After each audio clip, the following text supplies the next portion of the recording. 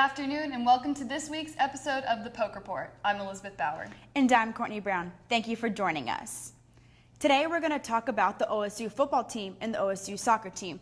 Both have had great wins this weekend in the Big 12.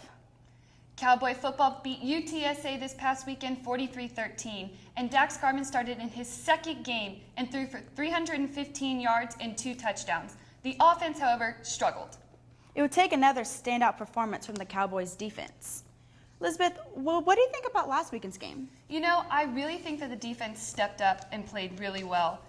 Coach Gundy has been talking about how this team is very inexperienced and has been struggling, but they really have been saving the new offense, adjustments really well.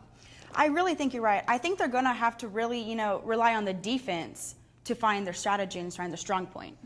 Poke Report's Austin Knox went to the game against UTSA and has the highlights. 5 years separated Dax Garman's last high school start and his college debut. It wouldn't take him that long to receive his second chance when he started for the first time in his college career against UTSA. OSU fell behind early when UTSA took the lead on a 24-yard field goal by Sean Iano, which was the only score allowed by the Cowboy defense in the first half. On the Cowboys' next possession, Garman gave the offense a kickstart when he completed his first pass for 36 yards on third down to keep the drive alive. Later on the possession, Desmond Rowland would push his way into the end zone from 1 yard out to give the Cowboys the lead. The Pokes would extend its lead on the next drive with a 33-yard touchdown pass to James Washington.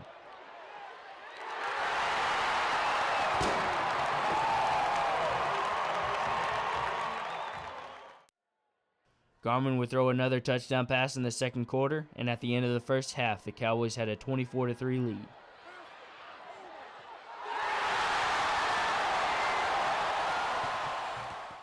The offense would come back in the fourth quarter with another Desmond Rowland touchdown and Ben Grogan field goal. The Cowboys' defense improved a lot over the week, allowing only 1 touchdown in the game and only 73 yards rushing. Defensively, we're much better.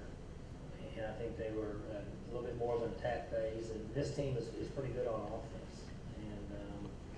And we were containing and stopping the rush.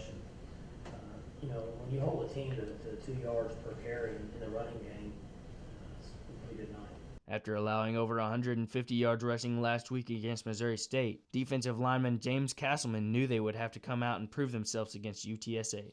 And I just knew we had to, try to hit them in the mouth and keep hitting them and carry out our schemes that, Coach Spencer was giving us. The Pokes finished a dominant defensive performance with a 40-13 victory and look ahead to conference play starting next week. For the Poke Report, this is Austin Knox. Thanks, Austin. The team's going to have to pick up their game to play against some of the bigger teams such as OU and Baylor. But I wouldn't always go underestimating for the Texas Tech team this week. Courtney, what is something that you noticed about OSU's defense last week? I'd have to say the inexperience was the biggest concern for OSU heading into the season because they started off earlier than what they usually do playing Florida State. So thanks to coordinator Glenn Spencer, the one who's taken more time out to really help the defensive team. And I really think they're going to have to progress through to make it through the game. And one of those inexperienced players is Ashton Lampkin. After losing Justin Gilbert, he had to step in and take the place of friend and fellow junior Kevin Peterson, and has done a really good job of really just stepping up to the plate and being one of those inexperienced players who break all those expectations. And speaking of him, he actually caught a second interception with an exciting game-ending touchdown in the last week's game. Jasmine Adams has more. As a junior, Ashton Lampkin is no stranger to the football field. He has seen action in every game as a sophomore, ending with 24 total tackles and 19 solo tackles. Now as a junior, he approaches the field this year as a starter, which is no surprise. It was pretty good just knowing that you got to come up and step up and be an actual leader, not just a starter, just a leader as a defense as a whole, and just, having people depend on you. It's really a surreal feeling. Lampkin has had a big season with just the few games he has played. He has made stops and big plays, making the most exciting times come alive. In the game against UTSA, just when everyone thought the game was over, something magical happened. It was just caught. I just seen the ball come. I just ran and caught it, and just from there I just ran, and it was like halfway there. I was like, man, it's really about to happen. And I just went with it and celebrated with my teammates for a good victory. With the crowd going crazy, with the unexpected touchdown, and the new score of 43-13, it only felt right for Lampkin finally to get an interception. However, what made this so special was he made a pick six. It was pretty interesting. It was actually my second pick six of my whole entire life, so it was pretty fun. I felt really good about it. He did good. He's a good athlete. He made some great plays. He's really good at going and getting the ball. And I love playing with him. This season probably did not start the way the Cowboys expected. But one player who worked hard last year and is now reaping the benefits, Ashton Lampkin, with 2 interceptions, has started his career starts with good stats. With Texas Tech next week, we expect bigger and better things from Ashton Lampkin. For the Poke Report, this is Jasmine Adams. Thanks, Jasmine. Lampkin is really just another one of those players, like I said, who is stepping up and doing a good job, which is what Gundy has really been reiterating in his press conferences, is that inexperience in getting those reps. So it's really nice to see a player like Lampkin stepping up. I happen to agree. They really got to work on their progress each game and each practice to really perform the best they can against the Texas Tech game. We'll take a short break, but don't go away. We'll be right back to look at what the OSU soccer team has in store. Welcome back to the Poke Report. We're going to switch gears a little bit and talk about some cowgirl soccer. Cowgirl soccer has had a really rough time and a really hard start to their season with some serious injuries and being 0-6 in the season, and we're really desperate for some wins, which they pulled out this weekend. They had a win against Cal Poly and Tennessee Martin. Poke Report's Geraldine Blaine was there, and here she is with the recap.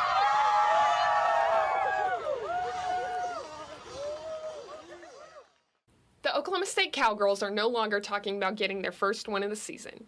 They took on California Polytechnic State University to start a winning streak that lasted the weekend. The Cowgirls started off strong when 21 minutes into the game, Miriam Reinhart crossed to Allie Stevenson, who made a run to the center and put it in the back of the net. 18 minutes into the second half, the Cowgirls fouled Cal Poly player Elise Krayoff outside of the 18-yard box. Her free kick was blocked and it bounced back to her. She took a deep shot that deflected off the crossbar to Cal Poly's Megan Butin, who touched it in to tie up the score. The Cowgirls fought back when Madison Mercado was tripped up by a Cal Poly defender. Stevenson blasted her penalty kick to bring the score to 2-1. I felt good on that side. I felt like I could keep beating her, so that's exactly what Colin told me before I came in. He was like, just take her on, so I took her on. I beat her, and I trust Allie with that shot, so I gave it to her, and she did a great job. With 18 minutes left of the game, the Cowgirls fought to keep their lead. The Cowgirls' keeper, Rosa Medina, had 7 saves against the tough Cal Poly offense to help the Cowgirls win 2-1. The first win of the season geared the Cowgirls up for their next game 2 days later against the University of Tennessee at Martin. The Cowgirls fought hard to record their second win of the season. With a scoreless first half, the Cowgirls needed to get on the board. With only 24 minutes left of the game, Stevenson crossed to Mercado, who kicked it in to help the Cowgirls have a 1-0 lead. Mendez also recorded her first shutout of the season to help the Cowgirls win 1-0. Our goal coming in was to get 2 W's, and given the events of the first few weeks, that's really all that counts at this point. So we're just, we know we can play better, but I think they're a pretty good team. They made it hard for us, and we were just really happy that we were able to come out this weekend with 2 wins. For the Poke Report, this is Geraldine Blaine.